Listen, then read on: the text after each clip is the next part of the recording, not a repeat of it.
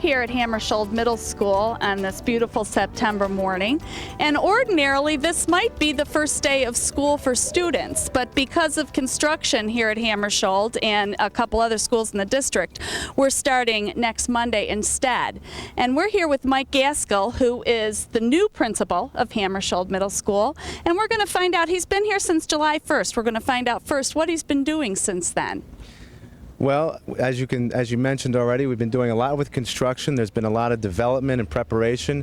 The focus of construction this summer has been on preparing the building for dealing with the construction. So there has not been any foundational construction, just really prep work. And the construction company has done a tremendous job of doing just that.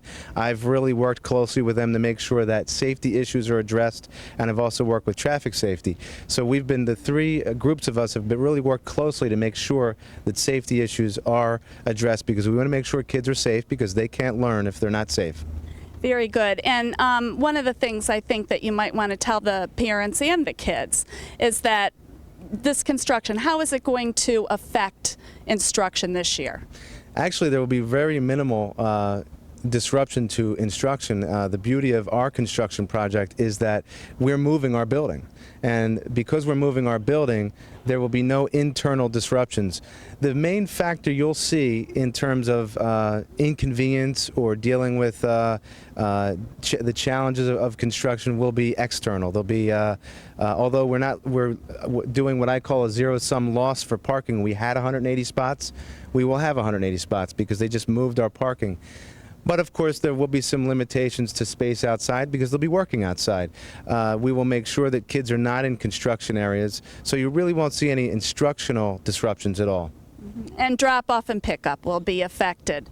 Drop-off and pickup will be slightly changed, although I understand that in the afternoons, parents never came into the parking lot. That will remain, and then in the mornings we will not be entering parents into the parking lot.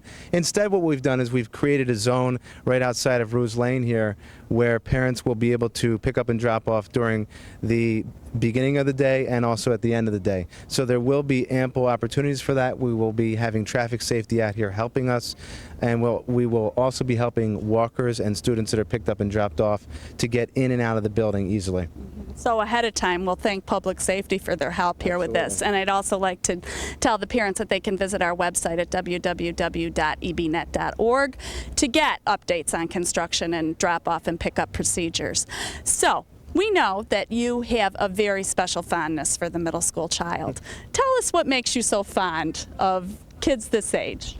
I think the reason that I love kids in this age group so much is because of the transitions they're going through. I've always been fascinated by the growth. I mean, you can see a 6th grader who is this tall, and you can see a 7th grader who's this tall. And it's not just physical. Of course, it's also emotional and it's social. And it's the thing that intrigues me most about this age group. When we're working with kids in this age group, we're seeing such a tremendous development, and I think it's all those transitions that are packed into just a couple of years that makes it an exciting age group to work with. Fantastic. What's the top 1 or 2 things that you'd like the students to know about their new principal? I think what they need to know about me is that I'm here because I love working with kids. I wouldn't want any other job in the world. And a lot of people have said to me, wow, you're a new principal, you've come into this construction challenge, and you're dealing with middle school kids. Have you lost your mind? And I laugh and I say, actually, I wouldn't have it any other way. I love working with kids. They need to know that I'm approachable. They need to know that I'm here to help them learn. They need to know that we're also here to reinforce with them responsibility and to learn and develop as young adults. Mm-hmm. And anything different for the parents? Basically just that, you know, I'm here to work with you. I look at the parent and school relationship as critical to the development and success of a student. So I'm here to work with parents. That's the #1 thing I want them to know. Mm-hmm. And one more thing. I know there's a Meet the Principal night next week. You want to tell the folks outside there a little bit about that? Absolutely. The Meet the Principal night will be Thursday night. It's September 14th at 7 o'clock. And I just consulted with our tremendous PTA and Kathy Rugolo, and I agreed that it would be in our best interest to have that because there seems to be a lot of curiosity about me.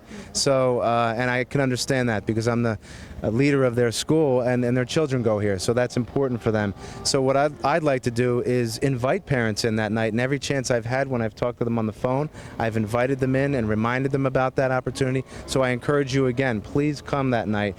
We are going to have an open door here for parents, and you'll be able to come in and visit with me, and I'll talk about some of our goals this year, and I want to hear what parents have to say as well. How about telling us what's on the coming up here for Hammarskjold in the next month or two? Sure, we have some important events happening here at Hammarskjold.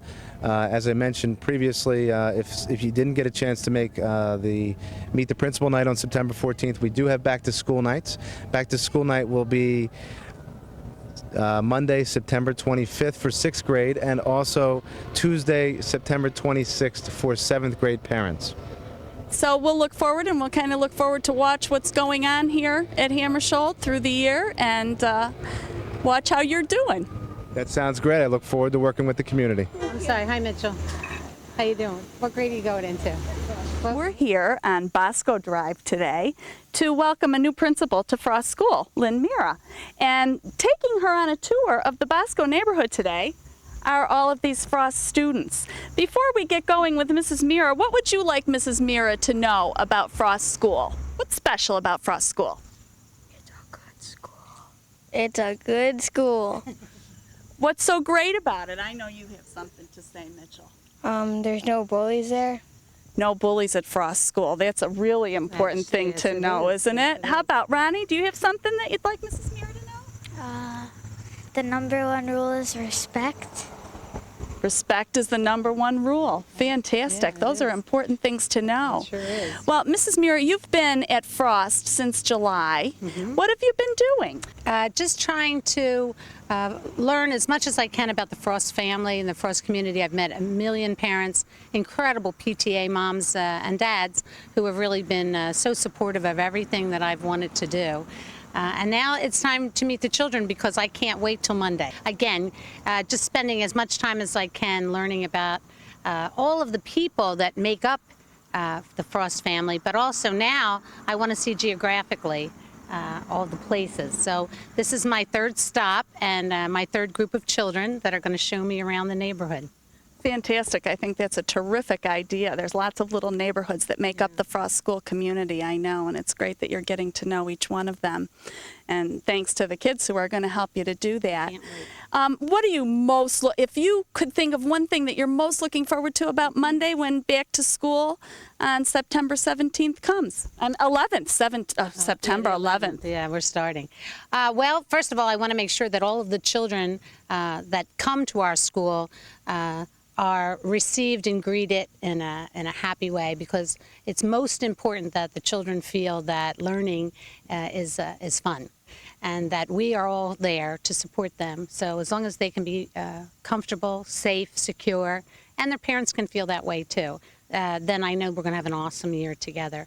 I'm very excited about a lot of things. First, getting to know just the way the Frost family works. It's clear just by what the children said to hear that it's a bully-free school and that respect is important to them.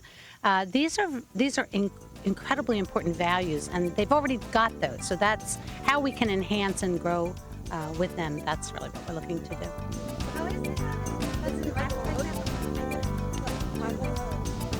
Mitchell, wouldn't that be nice? On September 19th, Jim Thomas of the Churchill Center in Washington, D.C., presented a portrait of Winston Churchill to the Churchill Junior High School community during a very special celebration. The portrait, titled Winston Churchill in 1941, is number 71 out of 100 oil-on-canvas reproductions of this work by artist Martin Driscoll.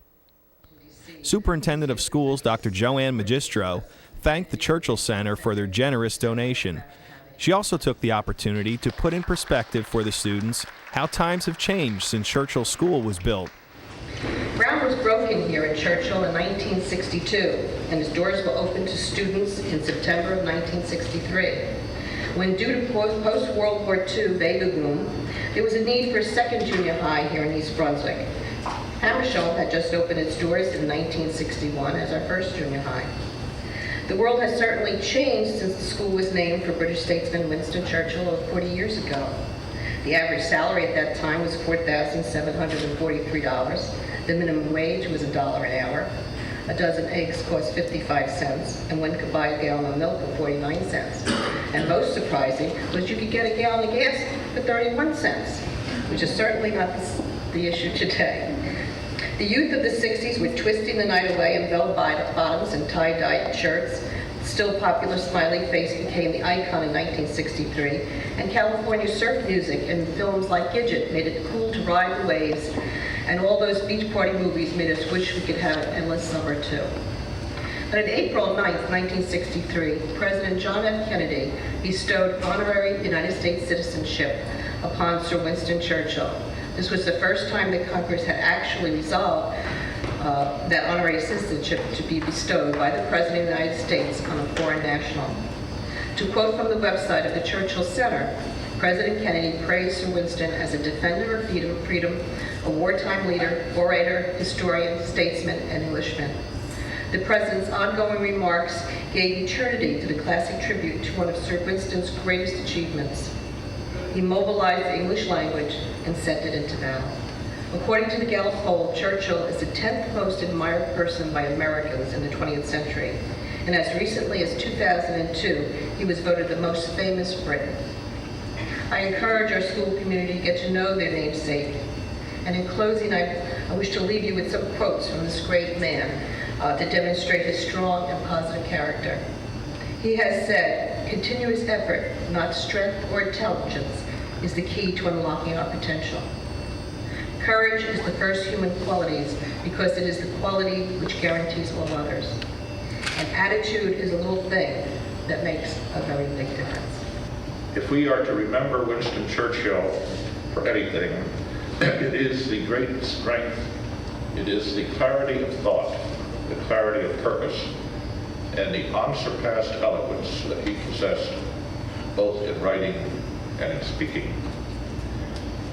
Winston Churchill was a visionary and a realist at the same time, a rare combination in statesmen of our time. It is with great pleasure that, on behalf of the Churchill Center, that I present to the Churchill School this portrait. We hope that its being here will inspire the students, faculty, the townspeople, and all who pass by to become more interested in Winston Churchill, to learn more about him, about his life, and about his times. And in so doing, you will help us preserve the legacy that he has left for the American people. Also in attendance was Alec Borman, who was president of the Board of Education when Churchill Junior High School first opened its doors to the students in September of 1963. We were engaged, I don't know, most of you people don't know what a board goes through in naming a school. Everybody's arguing with each other. They have to this. Hammarskjold, we didn't have a problem with this. A worldwide leader who just died, had just been assassinated, and we had a strong feeling for the world. Then 2 years later, we did this other school. There was a lady on the board, her name was Jean Walling. Some of you may remember. She said, "Let's name the school after a woman." Never mind that we already had Kathy Irwin School, the Bound School, named after women. And so I asked her, I was the chairman of the board there, I said, "Well, what woman would you name it after?" She said, "Eleanor Roosevelt." Immediately, the 3 Republicans on the board said, "No way are we going to name a school after Eleanor Roosevelt. That's sacrilege." So this big argument was going on back and forth. I said, "Gee, we're still wanting to be worldwide recognition and honored." So I suggested we named one school after Hammarskjold. Why don't we name the school after Winston Churchill? Everybody stopped arguing. It's a good idea. Everybody honored, revered Winston Churchill. We had all gone through World War II, and we were at that age before you guys were even around. And So we named the school after Winston Churchill. And I immediately asked the board secretary to write him a letter inviting him to the dedication. Well, he was late 80s and ailing and so on, and he couldn't come, but he sent a telegram, as was read to you, wishing us luck. And I must say, we honored him, but he honored us. His name is a name that honors East Brunswick. The acquisition and presentation of the portrait was part of a graduate project of English teacher Scott Kaminkowitz. Mr. Kaminkowitz, with the help of art teacher and colleague Darren Amy, has also created a permanent wall display depicting the history of Churchill Junior High School. Follow-up instructional activities will take place throughout the year. We're here at East Brunswick High School this morning with Bob Murphy to talk a little bit more about what's new in the East Brunswick schools. And one of the things that's new this year at East Brunswick High School is a 9-period day. And we talked a lot about that last year. And I was just wondering how the staff and students and you are adjusting to it. It's been an adjustment. I think the students probably adjusted even more readily than the staff. Primarily, I guess, because so many of them have been through a 9-period day at Hammarskjold and Churchill. So the schedule, I think the most difficult part is the shortened lunch that so many of the staff and students have been used to, who had been here the last 2 years, where we moved from a 45-minute lunch to the shorter lunch. But they're getting it.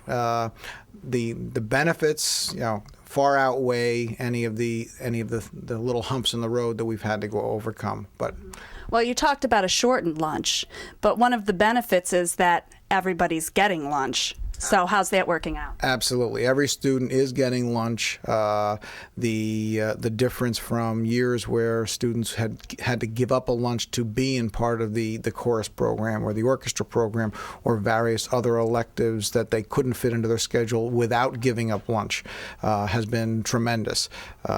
Some of the students still would opt, to not have lunch, but this is something, especially with the nutrition policy and the thrust by the state, that we were absolutely committed to when we went to the 9-period day.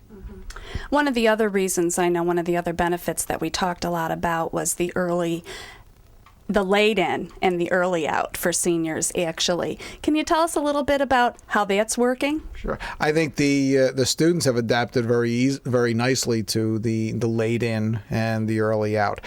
We, at the present time, have about 400 students, seniors, who come in for the beginning of second period rather than first period. They come in and they assemble in the cafeteria, and then from there they go on to their second period class, which for them would be their first period class. We've had to move homeroom into second period so that when the students are here, that they have the benefit of hearing the announcements and so forth. The early out, we have about 100 students who are taking advantage of that. The problem with the early out for some of the students was that our expectation is that when they're leaving the building, they're not coming back. So students are involved, and we have so many that are involved in clubs and activities and sports, wouldn't be able to come back to the building if they left early. So I think that's why the late in was more successful. Those things did have a major, and when we talk about some of the bumps in terms of the 9-period day, they presented some obstacles that we're looking at as we look toward next year, because we had to compress the senior day into an 8-period day rather than the 9-period day like the rest of the building. And of course, it wasn't something that they had to do. So some of the seniors have chosen to, again, add to their course load or, get some other experience that they otherwise wouldn't have been able to have. Absolutely. With 800 seniors in this year's senior class, we're talking about now 300 seniors took 40 credits. So that was a good number, especially since our graduation requirements, they're well above the number of courses that they would need for graduation here in East Brunswick. Now, I know one other benefit we talked a little bit about last year was the study hall, the opportunity for students to have a study hall. How many kids would you say opted for that? Not exactly, but... We had about 10% of the juniors and the sophomores opt for a specific study hall. We probably have about 20% who are in study halls only because of the limitations within our schedule. Where something didn't fit, we ended up having to assign a study hall, as we've done in the past, where if a student's program didn't fully fill for a variety of reasons, they may have ended up in a study hall, or a lab science, they're in study hall rather than phys ed class, because that's just the way they've decided to take their schedule. And we also talked about those students that maybe need a little bit of extra help in order to pass, say, the HESPA, or just to get through some of the coursework. And they're having the opportunity to do that and take some courses that they might not otherwise would have been able to do. Well, in the past, they've always been able to do that, because the way we set that up in past years, it was during their lunch period that they took the remediation. The benefit is they're now getting the lunch period at the same time as everyone else, rather than walking into lunch halfway through the lunch period. So they're getting the remedial program that they need, plus they have the benefit of lunch with their friends for the full lunch period. Plus the opportunities for a course that they might have otherwise, had to substitute for the extra help. Absolutely. So. Absolutely. Good. Well, that sounds great. And I know new things are always hard to get used to. So next year it'll be probably next semester it'll probably even be smoother. I mean, it'll be smoother. The limitations that we are seeing are because the middle portion of the day, we virtually are running every classroom being used. So it's that became the limitation. So those are the kinds of things we're looking to try to remedy next year when we go through the schedule. Very good. Something else that you mentioned just a little while back was the involvement of our kids in extracurricular activities, something that everyone in education, and especially here in East Brunswick, has always felt is important to develop the whole child. And the board made a very tough decision when the budget failed last year, and that was to put a pay-to-participate fee on clubs and athletics. How do you feel that's going? It's hard to say right now what, if any, impact the pay-to-participate has had in terms of overall numbers. I think, if anything, we may see students who are looking carefully at the choices they make. I think in the past some students have joined a variety of clubs, maybe with less than the direct involvement, more peripheral involvement in some of the clubs, and I think that may change, that there may be more focused involvement by the students, because now they are paying for a portion of that opportunity to participate. I don't think it's going to have a major impact. We unfortunately did have to eliminate 2 clubs when we were given a limit on the number of clubs that we have, but we're also looking for ways to assimilate those into existing programs and clubs within the building to try to get those students involved as well. I know you still have 60 clubs running here at East Brunswick High School, which is quite a few. I believe it's 45 at Churchill, 30 at Hammarskjold, and 15 at each of the elementary schools. And I do know that the board, $15 to participate in a club, $50 to participate in a sport. The board's hoping that it wasn't very, very unreasonable, that wasn't a reasonable amount of money for people to cover, and you're finding that seems to be the case. I have not heard, and we have built in some parameters that if we need to, we can find ways through qualification for the free and reduced lunch program to subsidize those who would fall into a position where they could not afford. But I have not heard anyone, say that fee has been stopping them from participating. Very good. So that's the year 2006-2007 as it starts off here in East Brunswick schools, and what's new.